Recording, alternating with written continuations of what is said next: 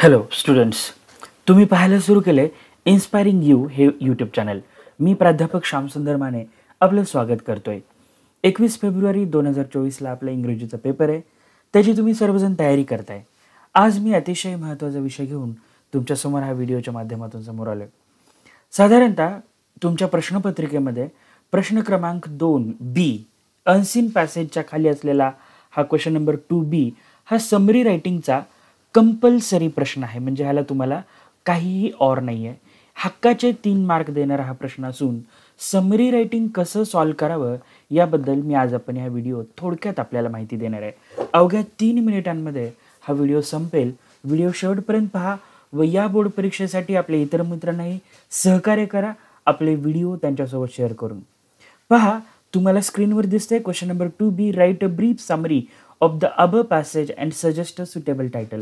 अगदी असाच प्रश्न येतो. आता तुमच्या मनात प्रश्न पडेल की अबव पॅसेज म्हणजे कोणता?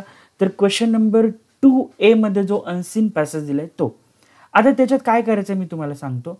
एकदम सिम्पली तुम्हाला तो पॅसेज आधीच तुम्ही अनसीन पॅसेज सोडवताना तो पॅसेज वाचलेला असतो, पुन्हा पुन्हा वाचलेला असतो, त्याच्यावरची उत्तर लिहिलेली असतात. त्याच्यामुळे तुम्हाला तो पॅसेज कशाविषयी आहे हे कळतं.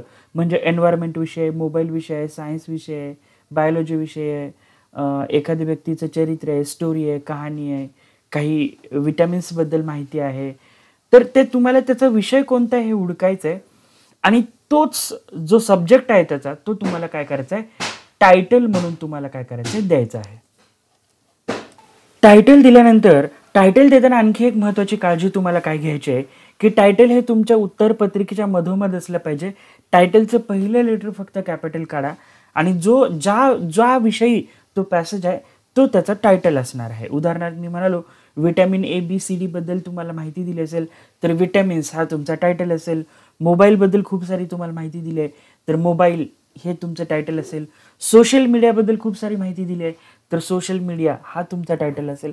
एकदा टायटल तुम्ही दिला की 1 मार्क तुमचा नक्की झाला. त्यानंतर तुम्हाला त्या पॅसेजमधली कमी महत्त्वाची माहिती जसं की त्या पॅसेजचा इंट्रोडक्शन म्हणजे ते तुम्हाला त्या पॅसेजची इतर एखादा विषय सुरू करताना सरळ विषयाला ना हात घालता इतर काही गोष्टी बोलल्या गेलेल्या असतात त्या वगळून टाकणे.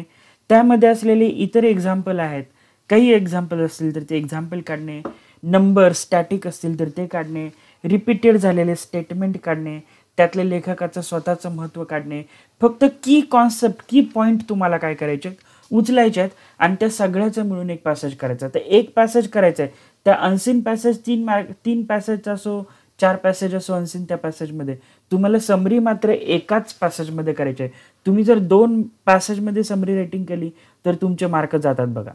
त्यानंतर तुम्हाला तो सगळं एका पॅसेजमध्ये लिहायचं आहे.